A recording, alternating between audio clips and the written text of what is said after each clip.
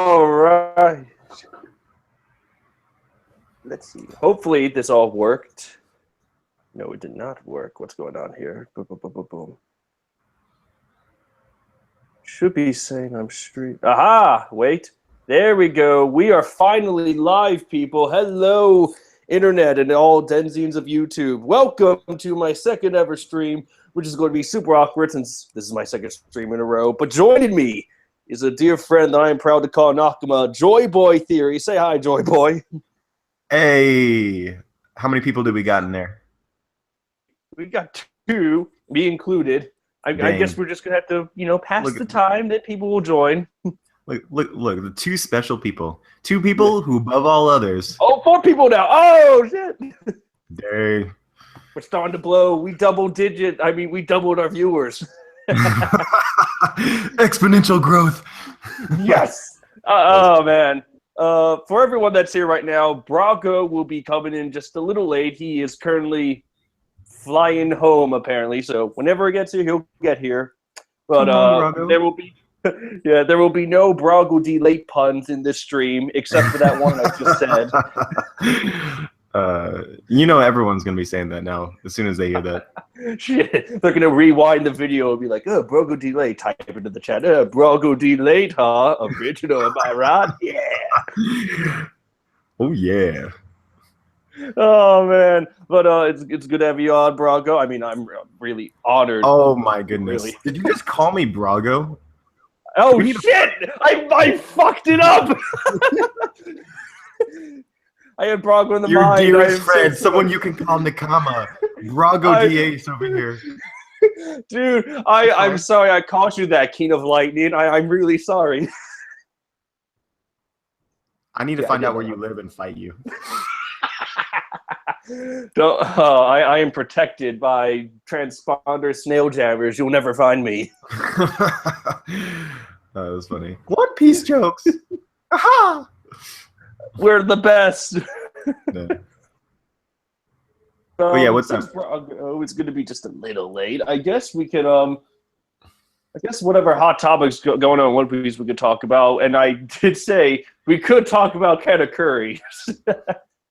Dude, what's up with all the people hating on Katakuri? Like, are you part of that camp as well? It's like straight up, I don't understand. I don't hate Katakuri. I don't. Like, we have seen far too little of him just to be like flat out, man, he sucks. But I think where some of that hate is coming from is because I've seen videos and discussions. I've been part of those discussions where people they say, oh, we have to make these characters weaker than they are, or let's make these characters stronger than they are. That way we can justify whatever belief we have about Katakuri. It's like the arguments get twisted so many times, no real conclusion is made. I don't like talking about him, but with you, I feel like I could get like an unbiased talk here. I'm listening.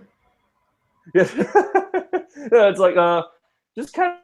I like him so far. He hasn't done anything to really piss us off as a fan base yet. Well, I feel like Katakuri obviously hasn't been revealed for that long, but I feel as though there's only one thing that you could possibly look at to be, because some people are saying Katakuri is trash. Like that's I mean, we're not calling any names here. But and it's like the only thing that really occurred that could possibly make you think that is the fact that Sanji dodged his jelly bean. And aside from that, like his ability to predict the future is in some ways been nerfed because he's not omnipotent in the sense that like if something, even if he predicts something and he can't do anything about it, he still can't do anything about it. And or in certain situations he wasn't able to predict what might have been vital to helping the Big Mom Pirates, such as like Brook actually destroying the portrait. Like for whatever reason, argue it however you may, he wasn't able to see that. But yeah. I feel as though like some people take that whole Sanji scene, and I guess there's a lot of hate for Sanji as well, given that it's the year of Sanji in which Sanji got pretty much repeatedly pissed on. Then.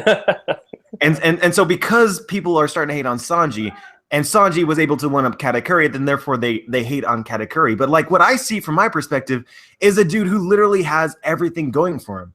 Like aside from being just in general badass looks, right? He has Yeah. like a version of Haki which we have never seen before, and although isn't omnipotent, is still incredibly powerful. He can see the future, whether it be a couple seconds at a time. Like that's already, you're talking about like powers no one else in the story has. Aside from that, he's also incredibly smart as well. You can see him analyzing on the fly, like you would see some of the smartest characters do, such as, you know, Jinbei, or maybe along the same levels as someone like Ben Beckman from Shank's crew, just and being able to interpret and understand the situation immediately. Like in the last chapter, he knew immediately how Luffy was able to create clones. He pinned it down as Brulee's ability. And so if you already know that, then he, like essentially in a couple seconds, he looked at those fake Luffys, saw them making animal noises, correlated it to his sibling's power, and then made that judgment. It's like amazing. And then even on top of that, he has a Logia Devil Fruit, which is considered to be the top tier version of Devil Fruit. Now, is it the strongest Logia? Maybe, maybe not. But still, all of these things in combination, I don't get it. I don't get it. It's like, he is great. I mean, like, I feel, again, it's kind of like, oh, his powers are taken way out of context. I think it's more, I might even do a video on this one day, but I think it's like, he has to focus on something in order to see the future. Like maybe he was focusing on Luffy, on that he couldn't, like, since he was focusing on Luffy, he couldn't focus on Brook at the same time. Maybe that's why the plan worked. Well, just think about it like this, right? So you can see the future of what's going to happen, right?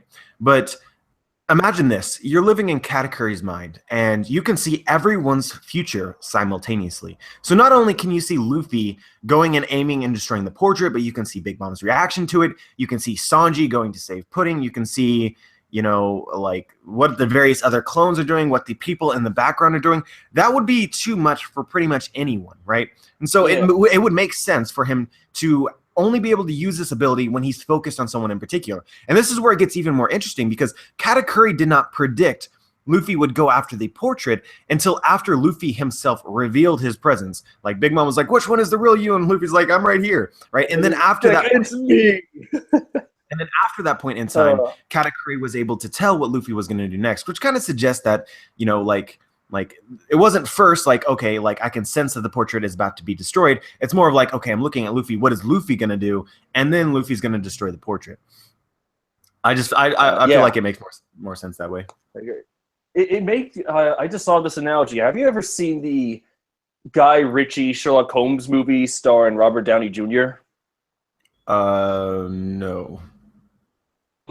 Because there's a really cool detail in them where in the second movie, there's like this ballroom scene, and Sherlock Holmes is like right in the center of it. He's trying to find someone, and he's dancing with this woman. And as he turns around, this woman like see his eyes moving everywhere, and she's like, "What can you see?" And he's like, "Everything." And then it really calls the question: oh, he can see everything, but he has to focus on something in order to like actually deduce what's happening. Kind of like Katakuri and his whole future vision. Right, exactly. Like, yeah, I mean, there really isn't much to say at that point, but I just think that if you're Oda, right, and you're creating a top tier character who has the ability to see in the future, you're setting yourself up for some serious issues, because that seems like kind of a final boss power, to be able to just know everything that's going to happen in the entire vicinity. And so in order to nerf it a little bit, he gave it some limitations, which a lot of people I think are taking farther than it should be. And as soon as you said final boss with future powers, it just brought back so many great memories from Bleach and Juhabak.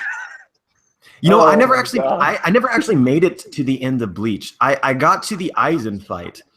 I applaud you. I got to the Aizen fight, and then it died for me. I don't know, like I think that first arc with where we first met all the captains and such, like really got me hooked, and it carried me all the way to the Aizen fight. But once Aizen sort of revealed his nature, I felt fulfilled from the story. Like I was like, okay, you know, this is what I've been waiting for. Got a little bit of fight and just turned it off, and I haven't watched it since. My best friend is exactly the same way. Like he made it all the way to when Aizen was defeated, and then he's like, "Man, I am just done. I saw everything I wanted to see, even though that last fight was like a bit of a cop out." He's like, "I'm good." And then I read the manga afterwards, I'm like, oh, dude, there's some really great shit going on here. And then he's like, I just feel done. And then for years, I've tried to defend Bleach to him, and it's because he was the one that introduced me to the series. So I'm thinking, oh, it's so good up to this point. And then when the end had happened, I'm like, yeah, I can't defend this anymore. I'll make fun of it as much as I can to you now. Well, see, and I don't mind Bleach. Bleach isn't bad. I don't think. I think a lot of people make it worse than it is. It's just not. It's not up to the standard that I think I want from a story perspective, right? It's just.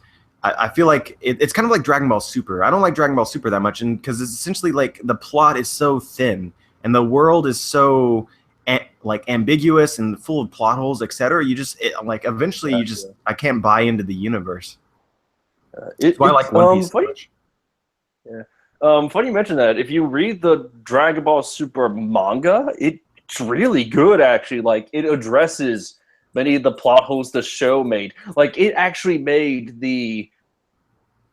an arc that has been theorized to death, that's been analyzed to death, and they actually explained everything that you need to know about that.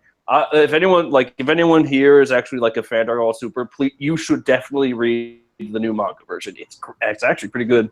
So is it made concurrently or is it being made now? Is it just starting off? Currently? When did it start? I want to say it started around last year, but it has like a One Punch Man per chapter weight limit, I want to say. Like it takes a while for one chapter to come out, but man, when that chapter comes out, it's pretty good. So just so I understand, because I don't know anything about this. So the Dragon Ball Super anime comes out first, right? And that's further along in the story than. Oh yeah, it's like a full arc ahead. Okay. Yeah, well, see, then I wouldn't mind reading that, and I wouldn't mind if they redid it. But like the whole Dragon Ball Super thing actually pisses me off. Like it's a lot of things that are made for the purposes of money. I get it. But like when you have an arc created that is purely fan service, that's essentially what Dragon Ball Super is, where they're literally repeating arcs again and again.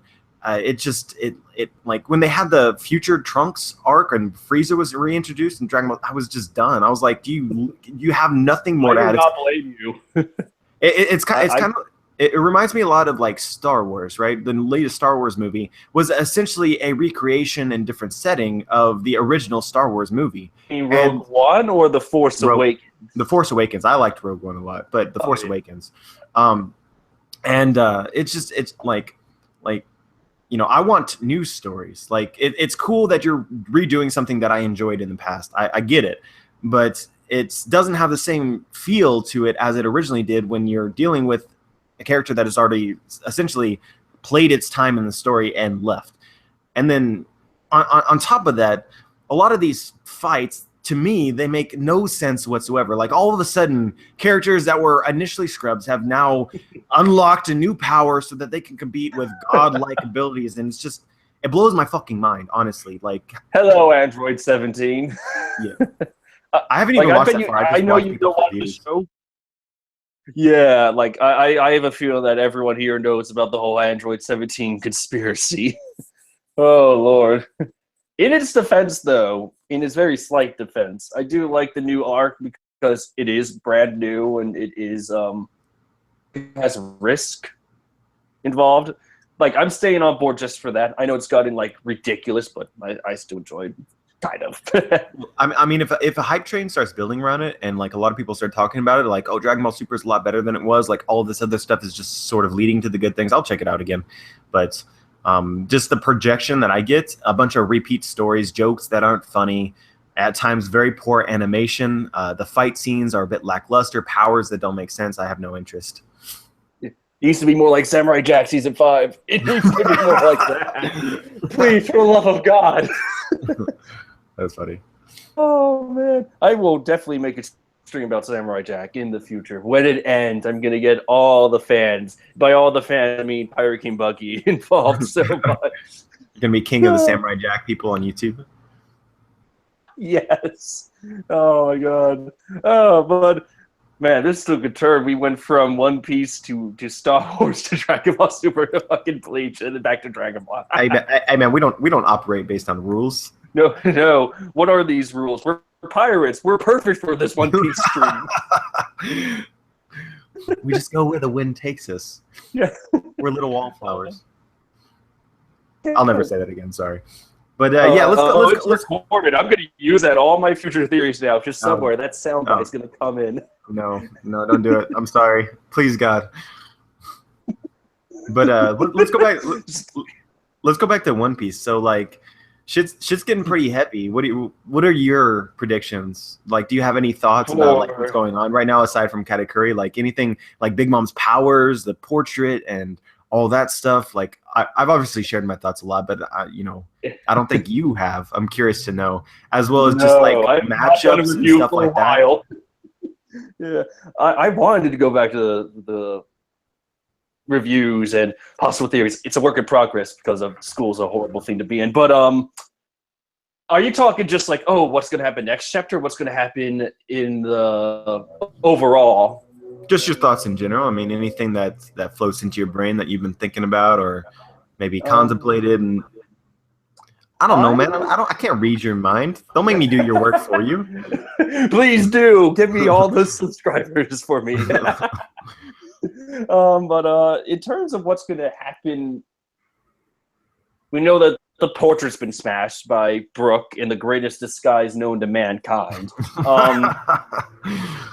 But I think that's like he broke it, and I want like the next panel of the next chapter just to have like like the word bubble, the sound bubble that goes crash, and Big Mom's panel just like she slowly turns to the left and sees like the portrait smashed, and that's when all hell breaks loose. She yells, and I think that's gonna knock out everyone. Well, everyone that's weak enough to be knocked out by her. So kind of like. And so what happens? Yeah, I think that's what was implied. I think when whatever her name was, I completely forgot. My bad. But like when she yelled, it was implied that she knocked out a lot of people just by yelling. Well, it also said that she activated her Conqueror's Haki, right? So the weak-willed people are already going to fall to the ground. So like I always got the impression that the yelling in general is just kind of like ear-splitting, like less of a mental sort of I guess mental attack like Conqueror's Haki usually is, and more of like almost physical in nature. Like she's yelling so loud that you literally just like curl up to into a ball and like cry. That's sort of the impression that I get. And then there's also like the alien-like aspect of that, which is like curious. Like, is this like a brand new sort of thing? Because like Haki in general, Conqueror's Haki isn't fully explained. And just like there's alternative versions of like observation Haki, such as that Katakuri uses, perhaps there's like different kinds of like Conqueror's Haki that operates in different ways. Like this is just speculation, but stuff like that could be, I think, interesting. Could be the case maybe. And I feel like after Big Mom like intimidates or knocks out everyone that's not important, I think we're just gonna be left with this battlefield of angry Big Mom, because I think we can all say that Big J's missile is not gonna work. Like it might hit her, but I don't think it's gonna work. Yeah, so that's another really interesting thing. Like at this point, we've made it through a good bit of the plan, and while it didn't work out the way that Capone had sort of imagined it, like the objectives were completed, and so it'd be kind of crazy if all the objectives actually did complete. I saw a speculation today by somebody that was really interesting to me, is that it's actually going to be twofold, right? So like the missiles are actually going to connect. Even if Katakuri like sees it happening and everyone is distracted or whatever, it actually does connect. And then Big Mom actually falls onto the Tamate Bako box, which like breaks it and sets the bomb off, and then explodes more to do even more damage to Big Mom. Oh man, that'd be so great. Because and like she'd be poisoned as well because of the missiles. Right, in that way, it's a really, I don't want to say convenient, but an excellent way to like keep her incapacitated while everyone, that includes Luffy and his gang, Big Mom's crew, the Vinsmokes family, who we have not seen at all yet, just like finally have their moments to shine in an all-out kind of brawl environment. That's what's going to happen. It's going to turn into an all-out brawl. Big Mom's going to acted. And after that happens, Luffy is going to be, obviously we're going to see some fighting, but it's going to be to the point where Luffy's like, all right, We made enough damage. Let's get the hell out of here. Sanji says goodbye to his family by maybe kicking Judge in the face. That's just fan service for me. And then gets on the nearest convenient boat or they ride Morgan to safety. That'd be fucking fan service all over again. But Trevor Chagger living in a world where everything that he wants actually comes true. If that was true, then Stan would be dead. But anyway. That's funny. Actually, I disagree with part of that. So for sure, I believe that Big Mom needs to be nerfed.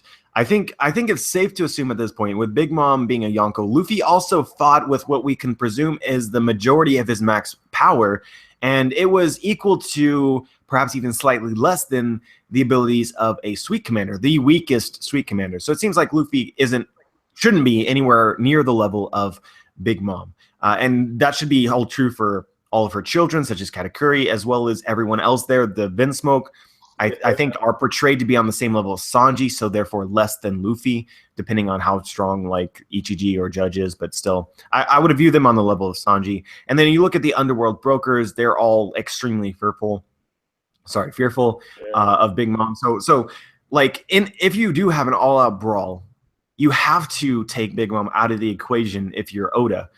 Because she's just straight up stronger than everyone else. Unless Luffy unlocks some, like Gear 5th or awakens his Double Fruit or some shit, gets some sort of major power-up to be able to compete with her. And so, on the other hand, we also learned that she's, like, essentially indestructible.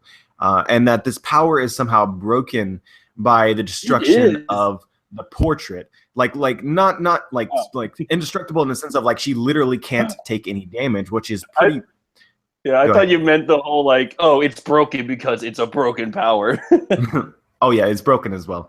But it's like, it affects soul. And so already Oda... Yeah. Go ahead, I'm sorry.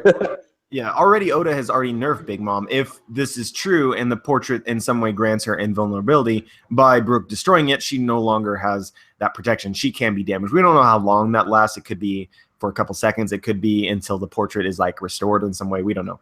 And then, so, I mean, you also said that, like, perhaps it's possible that they feel like they've done enough damage to Big Mom and then they leave. I absolutely in no way seeing that being a viable solution. Like, the reason why Sanji didn't actually leave Whole Cake Island in the first place was because of the dangers posed to Zeph. So, like, he initially agreed to the marriage, realized Zeph was in danger, and essentially forced himself to stay there. So that he could protect Zeph. Little did he know his friends would show up to Whole Cake Island. And now he has two things to worry about. His friends won't leave, and they are in danger. And so, and if he tries to save them, then Zeph dies. So he's put in a situation in which there's literally no win. The only possible way that Sanji can save everyone is actually not by running away from Big Mom once they've done enough damage. It would be actually to defeat and or kill her, like, straight up. Because, like, again, Sanji would have left earlier if it weren't for Zeph. So if they just weaken Big Mom, damage her, and then they run away, the threat against Zeph's life is the same. In fact, probably even worse now that they've directly insulted and or made Big Mom look bad. So this is one of those situations where I kind of believe that by the conclusion of this arc, we're left with two situations. One in which Big Mom actually dies. Now, Luffy and the crew don't actually kill their enemies ever. So it could possibly be that the Vinsmoke, seeing Big Mom weakened, actually go for the final blow, or maybe the Underworld Brokers, something like that. They would be the ones to actually kill him, not the Straw Hats. Or on the other hand, which I've been saying for a long time and I get a lot of hate for, is that they come to some agreement in which Big Mom agrees through whatever means, whatever ends up happening, to not attack Sanji, to attack Zeph. And that would be another way that they can leave. But they can't just straight up leave midway through. That would defeat the entire purpose of forcing Sanji to stay in the first place, in my opinion. Great points there. It also comes with the third possibility. I'm not sure if you like this certain development, but when Sanji called Puddin's eye, "Oh, it's so beautiful," she immediately cried and felt like everyone saying, "Oh, she's redeemed now," and she spent literally the last chapter crying. I don't know if anyone else knows that, but she, for that entire chapter, while all this chaos has been going on with an army of Luffy's running around, all we see in one panel is Puddin going, "Oh, you called me pretty." Like, so yeah. I'm wondering if it's going to go through, like, some redemption, like really short redemption, where Puddin will somehow remove Big Mom messing with Zeph, or in some way make it so the That's memory. another good point. Yeah, maybe like she'll mess with the memory so that get away scot-free. And there was even a little bit of foreshadowing when whatever his name was, I'll call him Billy. Billy went up to Big Mom before the wedding and he asked, "Oh, who is Mother Carmel? Can you tell us about her?" And then Big Mom's like, do not intrude upon my memories. It's Right. like, ooh, what an interesting thing to say exactly. Yeah, I'm glad you brought that up. I forgot about that as well. Like if Pudding ends up getting redeemed and in any way befriends the Straw Hats, her abilities could as well give them an opportunity to leave without having straight up defeated Big Mom. But one thing I do want to say about that is that a situation in which Pudding is able to act and alter everyone's memories would be sort of a situation where the battle is completed. And so let's assume that they take out Big Mom in some way, whether that be because she can take damage now and just the missiles / the Tamate Bako box / people attacking her if they finally take her down. In order for Pudding to alter her memories and keep her alive, they would also need to deal with Big Mom's other enemies, right? So the Straw Hats are pretty they're not looking to go out and straight up kill someone, but the Vinsmokes, having been sort of lured into this charade of a marriage and it been attempted to actually kill them, there's no way that the Vinsmokes are just going to allow Big Mom to get off scot-free, especially if she's still alive and okay and everything like that. So on that sort of side, the Vinsmokes probably would need to be taken out in order for Pudding to do something like that. And then also I'm kind of curious about the Underworld Brokers' role in all this, right? Because they're like free agents. And it seems like Big Mom, for the most part, controls them via fear. And so I wouldn't really consider them allies of Big Mom, and I don't think that they would fight for Big Mom if they felt like Big Mom was at a disadvantage. So if Big Mom actually does sustain damage and gets brought down to her knees based on this sneak attack, then I think the Brokers as well could be out for blood, which might make them as well another entity that would need to be defeated in order to sort of guarantee Big Mom's safety and for Pudding to go ahead and use her powers at the end of the arc to alter memories. That's oh man, I'm loving that. I really want to see, if anything, I want to see the Vinsmokes actually fight, because we haven't seen them fight. I mean, aside from Sanji and Judges, and I think it was Ichiji that needs Sanji in the back, they haven't done anything in terms of action. I really want to see them do something, finally show off what they're fully capable of. I know they're all kind of the same, or in the cyborg way, or they've been trained a specific way, but it'd still be good to see them fight. Yeah, I think a lot of people are distracted right now based on what the plan actually is and the events that are going down. It seems like for a lot of people, they're starting to buy into the idea that the Strats will actually run away. But I've already argued it here that I don't really think that that's a viable solution. As well as there's just a ton of setup for the Vinsmoke. These Straw Hats have never let an entity such as the Vinsmoke family get away without teaching them a lesson.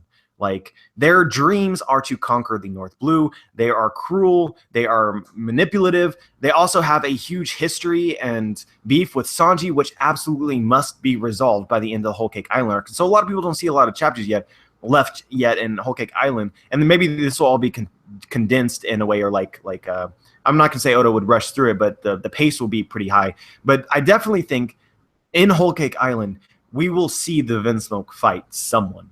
Otherwise, it wouldn't make sense, because after the Capone's supposed plan was for everyone to sort of get saved and then everyone to go their various directions. So that would include the Vinsmoke. They'd get back on their German kingdom or whatever, and then I guess they would sail off.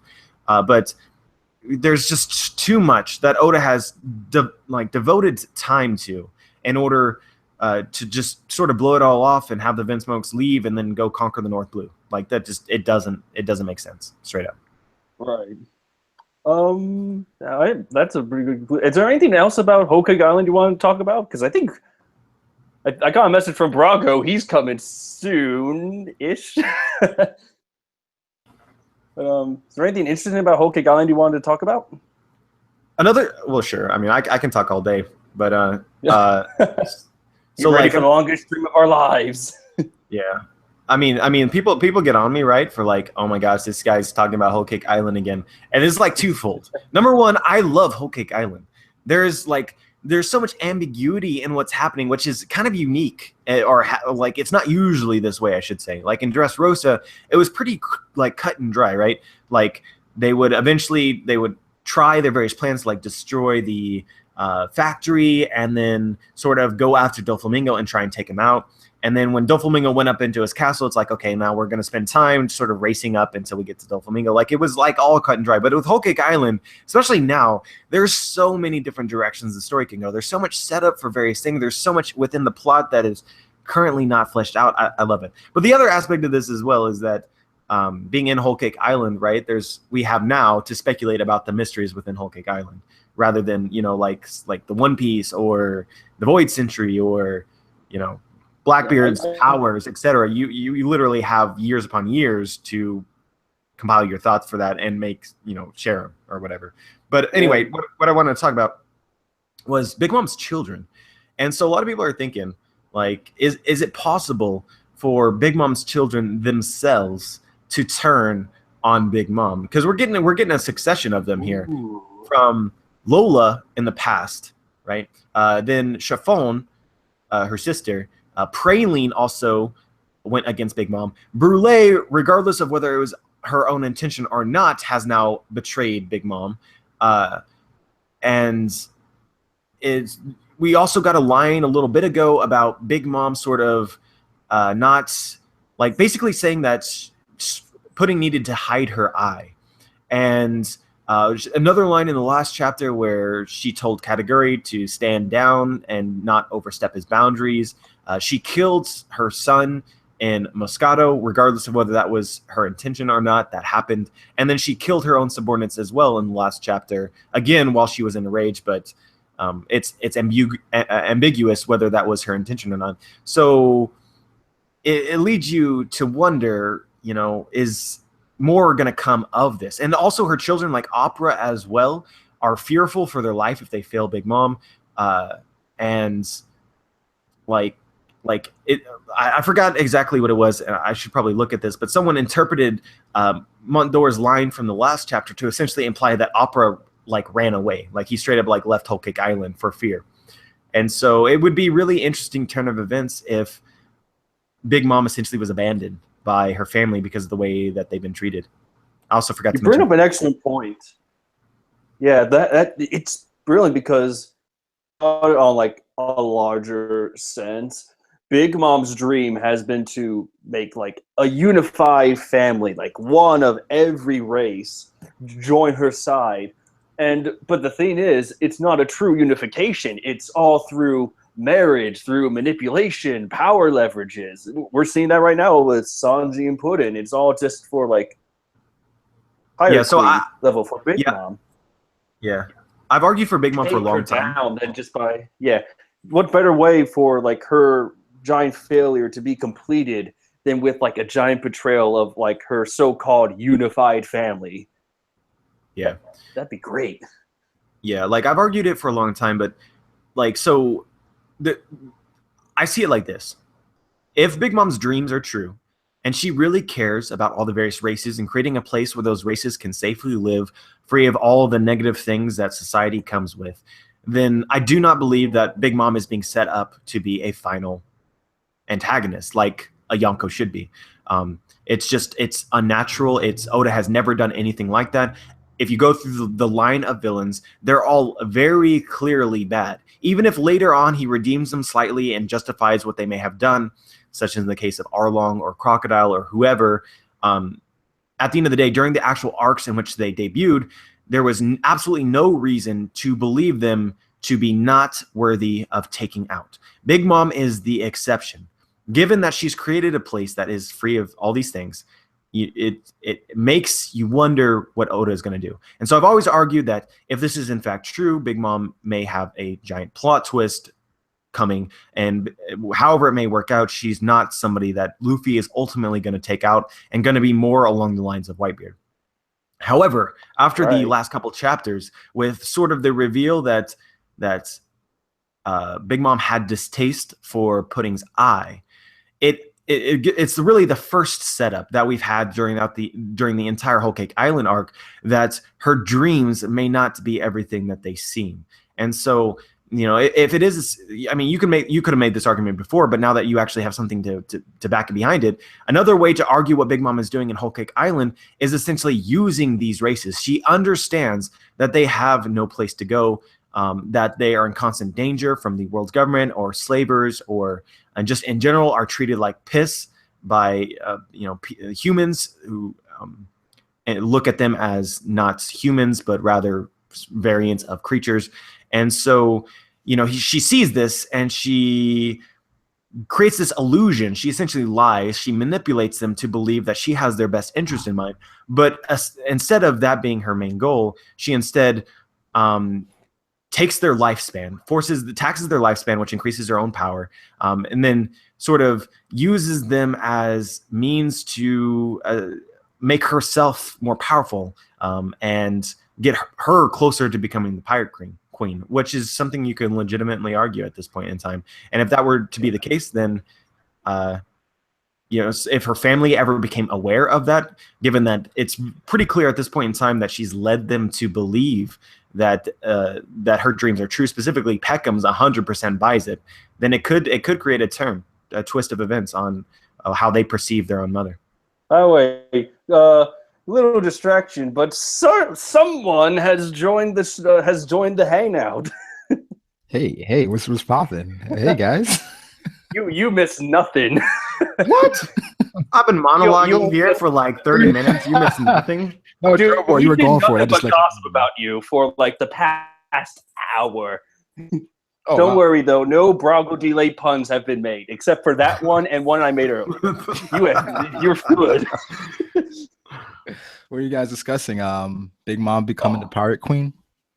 No, so we were talking about Katakuri being pirate king level, but yes. Yeah, we first talked a little bit about Katakuri, like with people hating on Katakuri for oh my god, no reason. The hate is disgusting. Yes, right that now. my friend. I've been hearing it just the whole time since everything that's happened, and I don't get it because he's the only person that's doing anything right now. So that's the person you do not hate on, like Katakuri. Like, why? But do you guys agree with the hate or what? How do you guys feel about that? I don't get it. Like, the only thing that I can rationalize is that people hating on Sanji because of the constant L's, and therefore, since Sanji bested Katakuri, then therefore Katakuri is also trash. That's like the only way that I can argue it. The will of Sanji. The will of the we all agree that we do like Katakuri, what he does. We all agree to that. Yeah. But then Oh, go ahead. Sorry. That revolve around him just get distorted in every single way. Again, no real conclusion is made. Everyone disagrees. Everyone argues. Everyone makes people weaker than they are or stronger than they are just to justify whatever personal belief they have in Katakuri. A belief about a guy that can see the future. So the limits on that future seeing power are distorted and nothing gets accomplished, and then everyone loses. The end. Here's the thing, though, with Katakuri. Like, what's the limit you guys think? I'm thinking it's like 5 to 10 seconds at this point. Like kind of like pain. Yeah, seeing into the future. Yeah, I mean, it's kind of hard to tell, but like 3 to 5 seconds seems reasonable. To be honest with you, seems pretty overpowered by itself. Like, I think a lot of people, like when the power was first introduced, they had all these like sort of like an idea of just how powerful it was, and since it's not omnipotent and straight up just broken, that they for some reason took that negatively. Yeah, so they had expectations of him. He's not super powerful. He sucks now. Yeah, they had crazy expectations where you could see like a day into the future. So he knew everything that was going to happen. So now he can't see a day into the future. It's like, well, Katakuri sucks. Yes. How dare this guy be not as strong as I want him to be? What is this, Dragon Ball? I think he's been good. I think he's been fine. I mean, people are saying Brooke still broke the photo, but I mean, that was kind of his fault. He said not to worry about the others. I brought up earlier that maybe it's like because that Katakuri focuses on one thing, he can like Brooke smashed the photo, that's happening somewhere else, but meanwhile Katakuri is focusing on the army of Luffy's. Like I think he can only be one thing at a time. Yeah, so it's like maybe because people are saying that you could see Brooke, he's right there. Why can he see him? But at that moment, if he's having a vision, like how clear is his actual vision? It's because of his disguise, bro. That Luffy disguise, the greatest disguise in all of anime. Yeah, he looked the most like Luffy. Brook did. Yeah, I mean, at the end of the day, right? If it's you're like, okay, well, maybe Katakuri just knows everything that's going on, like everywhere in a mile vicinity. He can just predict the future, but that just seems incredibly unrealistic, right? He needs, as Trevor said, kind of like the focus on somebody in particular to see what their particular future may be or what outcomes they might cause. And so straight up, he was focused on Luffy, therefore not focused on the other clones, which he specifically said for other people not to focus on either. And of course, Brook gets away with whatever goes on. Breaks the photo. Because he's the Soul King, dude. He can get away with anything. Wait. I'm just thinking of something. So he saw the future, right? He saw the future. So he saw Luffy breaking the photo or going towards the photo. So in the future that he can't see the future of something he kind of altered. He can't see that. So is Brook breaking the photo is in the future of something that he altered. So you wouldn't have been able to see that anyway. Oh, damn. All right, so that's a new layer. That's exactly what actually I argued from the last chapter. I didn't even think about it that way because he saw the priest going to shoot Sanji and realized it wasn't going to hit him, and so he took action. And he didn't see that Sanji would be able to dodge his jelly bean. So then the same logic would apply to this situation as well, where he saw Luffy was going to break it, then changed the future and wasn't able to see the altered future. That makes a lot of sense. Brook breaking the photo, because that wouldn't have happened if Luffy would have broken the photo. So, yeah. I mean, that's just the flaw in his power, where he can't see what he's changed. Like it has to play out, and he didn't see like Brook coming and breaking the photo. So I mean, at least it makes sense now. That disguise, bro. That disguise. or at least there's like a time lag, right? So he can like see the future 3 seconds ahead of time. Right. So he saw Luffy 3 seconds ahead of time destroying the portrait, and then at that time it reset, and within 3 seconds Brook was able to actually destroy the portrait. So then it didn't. The time frame wasn't quick enough for him to adjust. It was too soon. So it's like a cooldown, right, before he can use it again. So yeah, it's the same thing with Sanji. I mean, it makes sense now. So the Katakuri hate needs to stop, man. People hating on Big Mom too. Oh, okay. I kind of see the hate on Big Mom. Not to say anything against her, but she was directly hyped by Oda as being sort of like a master of intelligence.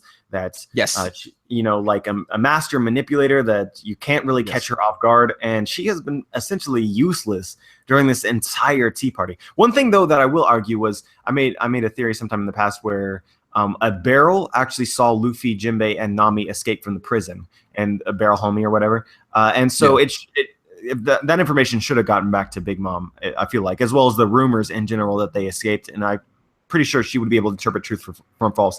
And what's interesting about that is that during this whole tea party affair, she never seems outrightly just surprised at their in general presence. But I don't think that she expected them to make their entrance from that particular location. But at the same time, during the entirety, she's like, what is going on? And it just seems kind of counter to the hype that Oda created around her, the setup. But it seems like Oda is downplaying Big Mom for Luffy and for it to make more sense for Luffy and them to escape. Plot armor. Plot armor. Even Ace wasn't safe from plot armor. But it's just you can't. It's kind of getting ridiculous with everything that's happening. Like the whole time, I was hoping that Big Mom knew everything that was going on, and like at the party, she'd be like, "Oh yeah, I knew what you were planning this whole time." But no. She was genuinely surprised. I mean, it could have been like playing devil's advocate here, not saying that this is set up at all, but it could be like she knew Capone had plans against her. She knew that the Straw Hats were free, aside from perhaps Brook, or at least some of the Straw Hats were free. And so she thought that she had all of her bases covered with how to deal with them. And the fact that Brûlé was captured was something that she didn't know. And that alone created an opening for them to actually act. Something like that. Not saying that she revealed at all that she knew what Capone was doing, but that makes me happier in my head. If you guys pick one person to blame for all this, Who's that one person? Like for what exactly be like for letting Luffy get away with all this, or just like who's to blame for this art? For the wedding, for like the wedding being infiltrated, for the whole mix-up of information. Bobbin, so he can die. I don't know, man. That's a tough question. I want to say opera, right. But that's not real either. I'm gonna say Big Mom, straight up Big Mom. Because like think about it like this, right? Why blame Big Mom? Big Mom's overconfidence here is readily apparent, right? So she specifically lured and led the Straw Hats to Whole Cake Island. This was all part of her plans. She then confronted the Straw Hats with Brûlé and Cracker in the Seducing Woods. She could have sent the entire enraged army, but she chose not to, which inevitably allowed for Brûlé to get captured by the other Straw Hats who managed to escape the forest and enter into the mirror world, which was a big component of what's going on right now. And then even after the enraged army gets at Luffy, a smart person or a really calculating person would probably just have killed Luffy. But Big Mom decided not to do that. She kept them imprisoned and had somebody watch over them for several hours, just sort of sitting there until finally he decided that it was time to torture them. And like all of this wasted time to get to that point in time, again, allowed the Straw Hats that were captured to escape. And I'm not going to blame anything. And the whole Brook being able to escape again was on the whole mirror world situation. So I would honestly put it on Big Mom more than anyone else. Yeah. I think Devil like asked us in the Discord one day where it's like walk. What the hell happened? What the hell was that? Brago was doing a bit, but apparently no. Himself. I think his internet just died. I think his internet literally just exploded upon him.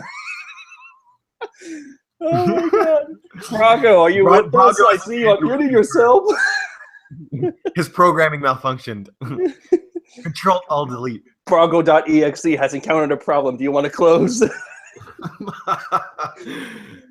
He left. Okay. It's just that's man. Funny. Brago, if you're still watching the stream, we love you. Come back to us. Come back to us, baby. We want you back. The loneliness is real. Anyway. Oh, he's back. Yo, what happened? Oh, waka. Like, okay. Brago channeling his inner Pac-Man. I don't know what happened there. Is any of your house on fire at this moment? Is your computer just in flames or what? Wait, was it a loud sound? What happened? Just like what happened was that you were just saying like, "Oh, I think it just could be a walk for like 10 seconds." You turned into dubstep. I don't know what happened. Anyway, that was the best moment. Oh, wait, we got I got a donation from the Raven. Sup, Brago? Hey, guys. Hey, Raven. Oh, thank you for the donation. That means everything. Oh, my gosh. Oh. All right. Collecting ourselves now. Brago, you were, I think, saying something before you turned into Brago.exe. I'm good. Oh, wait. Brago, you there? And he's gone again. Sad life. RIP. Brago D gone. Oh my god. Anyway. And he's gone again. Okay, so going back now that we collect ourselves, going back to how it's all Big Mom's fault. This is why me and Hangouts. This is why we have a love-hate relationship, man. You got to keep your bitches in mind, man. I am trying, man. Damn. I think we're good now.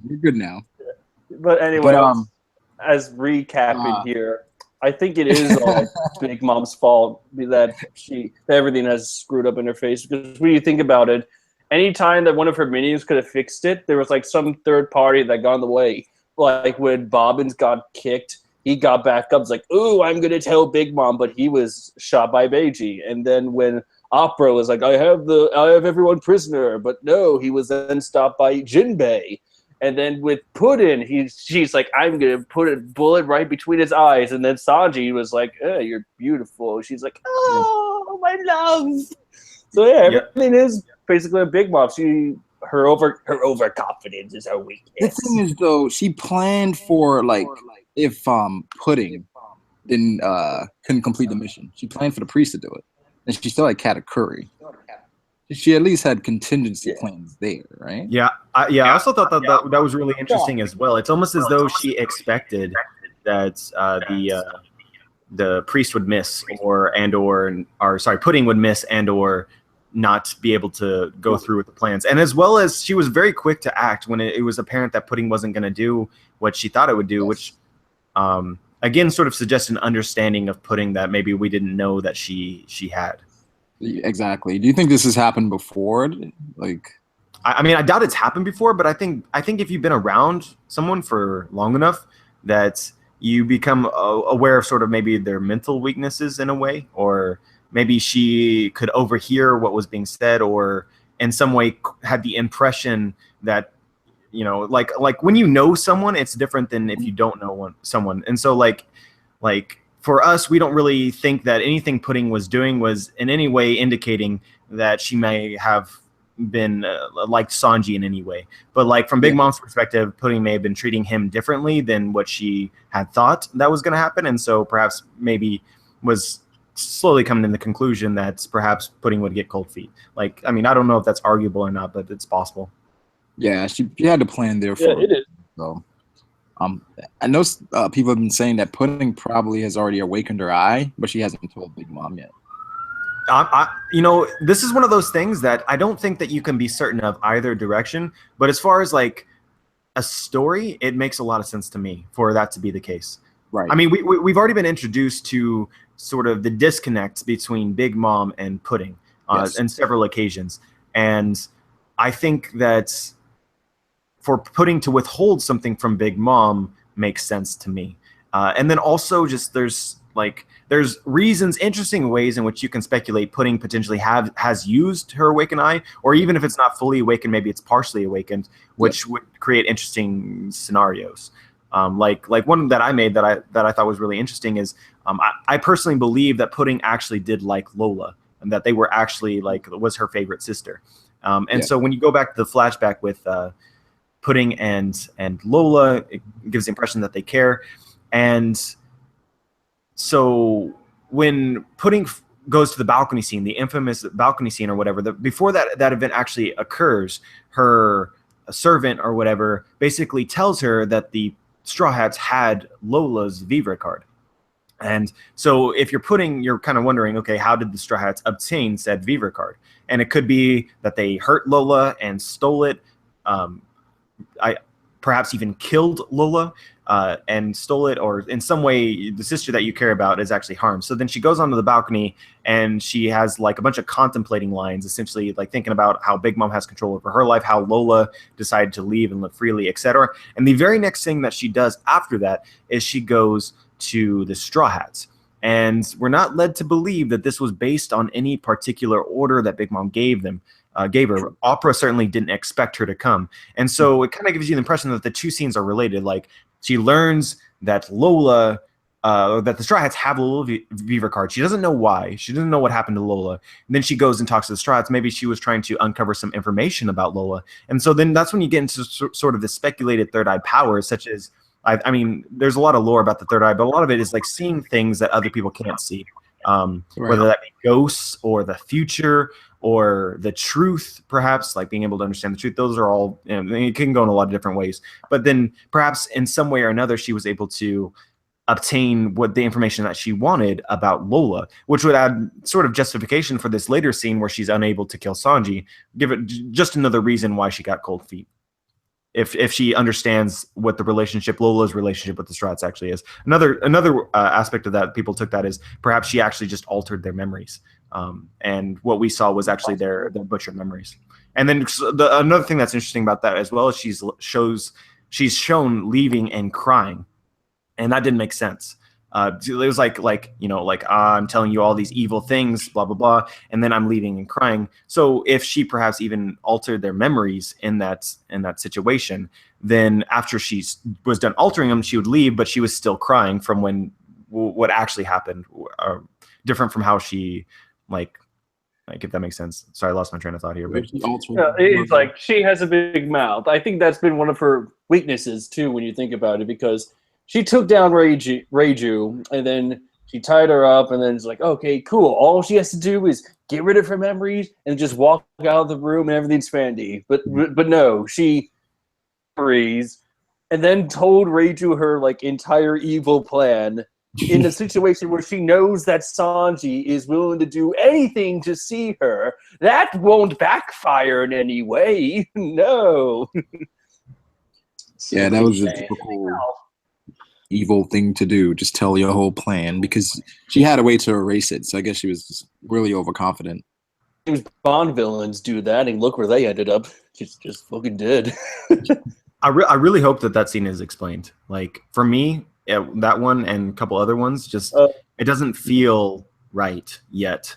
And I'm hoping that Oda goes back and fills in sort of the blanks in how it works in my head. Because if Pudding truly is a nice person, now on one hand, it's sort of explained that Reiju was creeping on Pudding because Pudding was too good to be true, and therefore could create some sort of conflict. But why go through with sort of torturing her, and especially doing it in a way like so Sanji goes up to the door first to knock on the door and ask to come in, and then sort of sneaks in so the door can communicate probably both ways. So like there's just a whole bunch of things in this situation that like initially I thought it possible that maybe Pudding was putting on a show for Sanji so that Sanji would have an understanding of what was actually going on and perhaps run away or save his friends or do something about it. I still think that that's probably possible, but I mean, we would need more, obviously. But like if you actually redeem Pudding fully, to have this scene here that's just purely vindictive, it doesn't feel right to me. And obviously, a lot of characters are not black and white; they're in the shade of gray. And she could have been putting on an act that she's been putting on for a long time. But still, if her inherent personality is good, then I would imagine she would only do bad things when it was absolutely necessary. And that scene definitely was not necessary. Every character but Akainu and Doflamingo has been a gray character. But another possibility, yeah, like they're pure evil. Let's face it. It kind of links back to like maybe put in like messed up. Be a great character. She was in Big Mom's environment. Like this is all links back to maybe this is all Big Mom's fault because she created an environment where Pudding is safe and everything. So again, this all backfired on her. By the way, hi Youssef. Welcome to the video call. What's up, man? Hey, it's been a long time. It has, man. Back in the Grand Life days. That was like a year ago, dude. That was so long ago. Oh my god. Welcome to Trevor Tiger Streams. We bring people together. Bringing back the old connections, yes. Yes, we reconnect them and then have Brago's computer explode midway. That was so funny. Intermission, that's all. I don't mean to make fun of you, Brago. I love you. Wait, Trevor, what were you saying about Dolphy being a terrible character? Huh? No. I didn't say he was terrible. I mean, like, there are no... Joy Boy said there was no black and white character. Everyone operates in a gray way. They have both good and bad. Flamingo and Akainu. Akainu and Akainu, they're not black and like they are extremely. I would disagree with Akainu. Now I'm not sure about Doflamingo. Doflamingo is more black than I think any other character revealed in the story so far. But Akainu, at the very least, he's almost like Hitler in a sense, where he believes what he's doing is actually will make the world a better place. He's not purely out for the destruction of the world for destruction's sake. So I wouldn't say that he's entirely black. I would say misguided would be a really good word to use for Akainu. Yes. What about Blackbeard? It's definitely gray because when we first saw him, he had the mindset of a dreamer. Like, he even gave Luffy that whole inspirational speech. It's like, oh, dreams never die. Go after what you want. But what Blackbeard wants is kind of a bad thing. But It's still Well, a good dream to follow. I think Blackbeard is the version of Luffy in which Luffy is willing to do anything to achieve his dreams, regardless of the effects it would have on others. So again, I don't think that that's 100% black, but like, you know, it's kind of like the difference in killing your first mate for their devil fruit and not doing that, even though it would make you stronger. Yeah, he's willing to do whatever it takes. Luffy says the same thing, like he wants to be Pirate King, but he would never do something like Blackbeard. So, I don't know. A lot of people like in Blackbeard's shoes. I don't know if they would take that route. Would they take Luffy's route? Like if it's right in front of you and your dream is right there, where you see this, you know that's the fruit you want to achieve your dreams. Would you kill that person in front of you? Hey, here's a good example of this. Now, obviously, it's not on the same sort of level, but we're talking about YouTube, right? You want to achieve your dreams on YouTube. You want to become the biggest One Piece YouTube channel. How far are you willing to go? Are you willing to clickbait? How hard are you going to clickbait? Are you going to put lines in the title? Are you going to make your content entirely derived around the title of your video? Yeah. That's why this stream is going to be called OMG, Brago and Joyba and Usef. Come on. Right. 100% confirmed. Maybe just those first two. I know that's a good point, bro. I mean, in that sense, a lot of people would go the route of Blackbeard. A lot of people have gone out of Blackbeard. People already sold out, man. It's too late. Somebody's already killed for the dark fruit. But, there was a really good point that it just depends. Ago there was a YouTube comment that I saw when for the clip Luffy first meets Blackbeard, and what's cool is that in every other scene when Luffy talks to someone, he always he feels energized or was happy to be around. But with Blackbeard, when he gave the entire speech, you just see Luffy just standing there, deadpan, staring at this guy like something's off about this guy.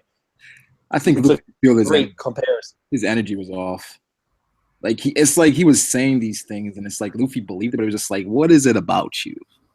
What is you and I have the same dream, but there's something weird.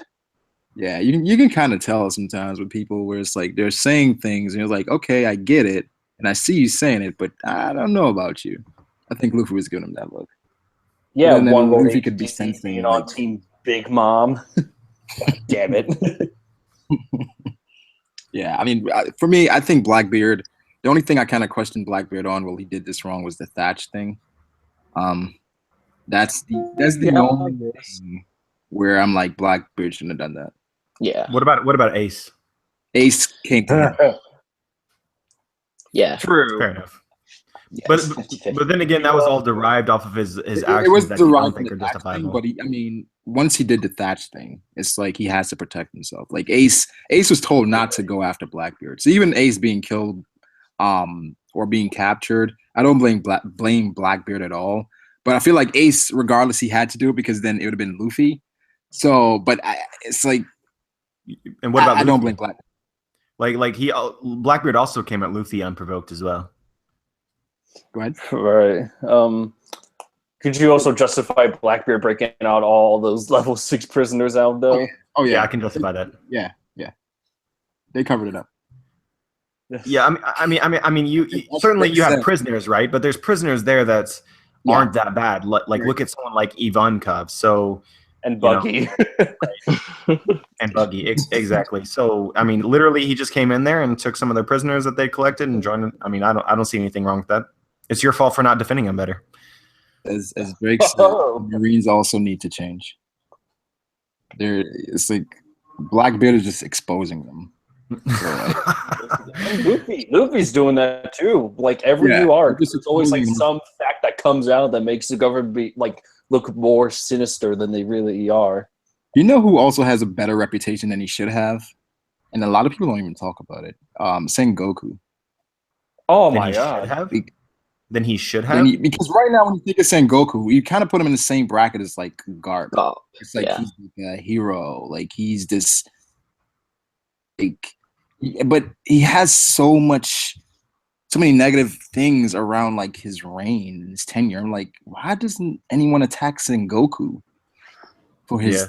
Well, I mean, this kind of goes back to why I don't think that the Marines are really justifiable as a main enemy. It's because they're a lot of the times they are actually doing, like someone like Smoker, for instance, doesn't intend to cause any harm. He's just part of an organization that is ultimately controlled by a group of people who don't give two fucks, and the Celestial Dragons, right? So they're just at the end of the day, they're left at the beck and call of whatever the Celestial Dragons want to do, and they have to accept that. And I think their justification or rationale for this entire thing is that certainly they do some bad things, but ultimately they stop more bad things than they actually create. So they justify it a little bit. But I mean, I wouldn't put that on Sengoku's shoulders. At the end of the day, he was certainly the fleet admiral, but there's a limit to what he can stop. And if someone tells him that you have to create the Shishibukai system in order to balance the powers, like if the Gorosei told him to do that, he has to do that. And if part of that involves allowing them